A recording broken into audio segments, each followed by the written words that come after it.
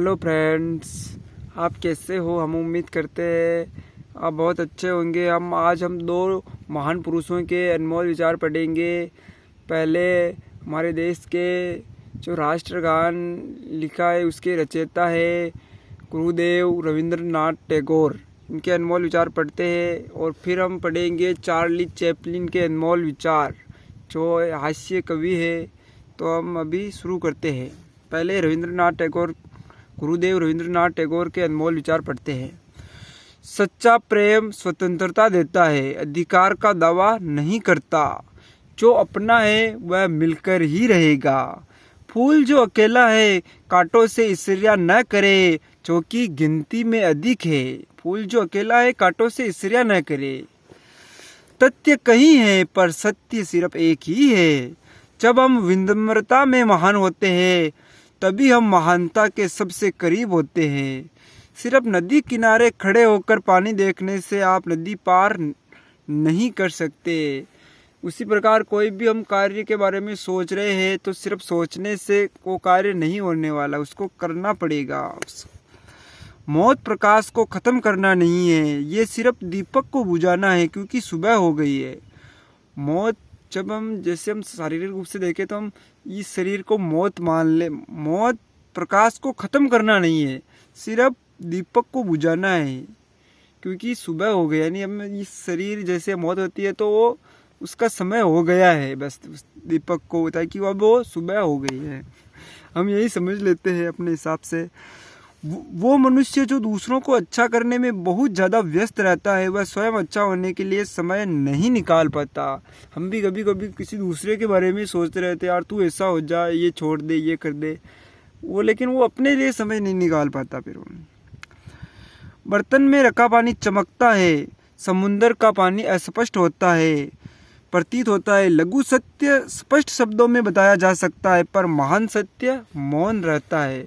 अब हम पढ़ेंगे चार्ली चैपलिन के अनमोल विचार। तो शुरू करते हैं। पहला, मैं हमेशा बरसात में घूमना पसंद करता हूँ ताकि कोई मुझे रोता हुआ न देख ले। हंसी के बिना बिताया हुआ दिन बर्बाद किया हुआ दिन है। अगर आप एक दिन में कभी खुल के हंसे नहीं तो वो बर्बाद किया हुआ दिन है बस। यदि आप केवल मुस्कुराएंगे तो आप पाएंगे कि जीवन अभी भी मूल्यवान है। असल में हंसी का कारण वह चीज़ बनती है जो कभी आपके दुख का कारण होती है। हंसी का कारण भी वही बनती है जो कभी हमारे दुख का कारण होती है। बिना कुछ किए सिर्फ कल्पना करने का कोई मतलब नहीं है। सिर्फ कल्पना करने से कोई भी कार्य नहीं होने वाला है। सबसे दुखद जिसकी मैं कल्पना करता हूँ वो है विलासिता का आदी होना। मुझे लगता है सही समय पर गलत काम करना जीवन की कई विडंबनाओं में से एक है। सही समय पर गलत काम करना। किसी आदमी का असली चरित्र तब सामने आता है जब वो नशे में होता है। इसलिए कहा भी जाता है कि जब व्यक्ति नशे में होता है वो सच बोल देता है पूर्ण रूप से। जिंदगी करीब से देखने में एक त्रासदी और दूर से देखने में कॉमेडी है। किसी भी प्रकार की किसी को भी हम देखते हैं तो दूर से और कितना अच्छा जी रहा है, लेकिन वो इसमें क्या बता रहा है, करीब से देखने में त्रासदी है और दूर से देखने में कॉमेडी। मैं एक गरीब राजा की तुलना में जल्द ही एक सफल धूर्त कहलाना चाहूँगा। गरीब राजा की तुलना में जल्द ही एक सफल धूर्त।